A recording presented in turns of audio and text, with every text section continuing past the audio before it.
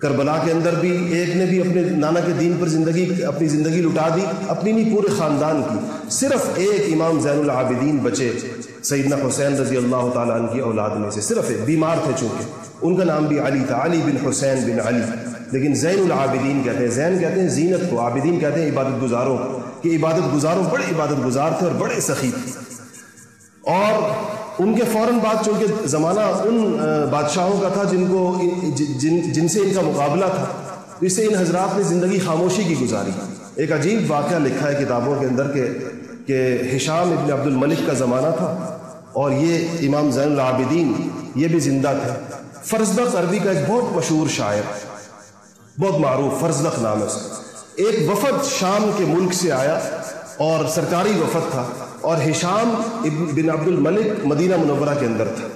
تو اس وفد نے، جس طرح سرکاری پروٹوکول ہوتا ہے کسی وفد کا، اس وفد نے طواف کرنا چاہا، تو ہشام ان کو اپنے ساتھ لے کر آیا۔ ہشام اس وقت خلیفہ وقت تھا، بنو امیہ کا مشہور خلیفہ ہے۔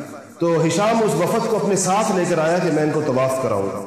تو جب یہ داخل ہوئے تو قدرتاً اس دن مطاف بھرا ہوا تھا، لوگ ہی لوگ تھے۔ اب ہشام اور اس کا وفد سوچ رہے کہ ہم کہاں سے داخل ہوں مطاف کے اندر۔ اب یہ کھڑے ہیں کہ اتنے میں امام زین العابدین مطاف کے اندر تشریف لائے، وہ بھی حرم کے اندر آئے۔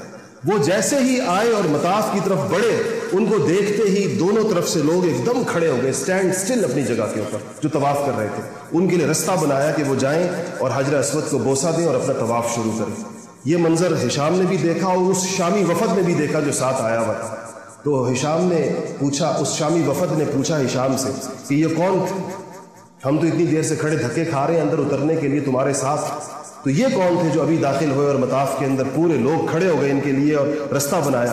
تو ہشام نے کہا کہ لا اعرف، میں نہیں جانتا۔ اچھی طرح جانتا تھا لیکن اپنی سبکی سے بچنے کے لیے کہا کہ میں نہیں جانتا یہ کون۔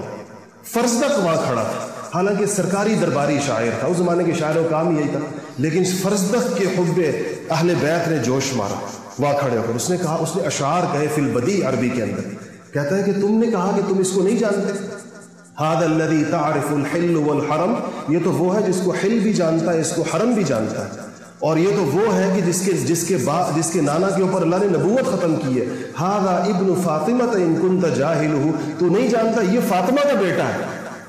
اس کے لیے لوگ کھڑے ہیں۔ اس پر اس کے فی البدیع اشعار ہیں عربی کتابوں کے اندر لکھے ہوئے سارے کے سارے، اس پر ہشام نے فرزدق کو قید کر دیا ان اشعار کے اوپر۔ ایسی شاندار منقبت بیان کی امام زین العابدین کی، جو قید کر دیا۔ امام زین العابدین کو پتہ چلا کہ فرزدق بیچارہ قید ہو گیا ہے، تو آپ نے 2000 درہم 2000 دینار سونے کے سکے بھیجے ان کے پاس، اور تحفے کے اندر بھیجے فرزدق کے پاس کہ ہماری وجہ سے بیچارہ گرفتار ہو گیا۔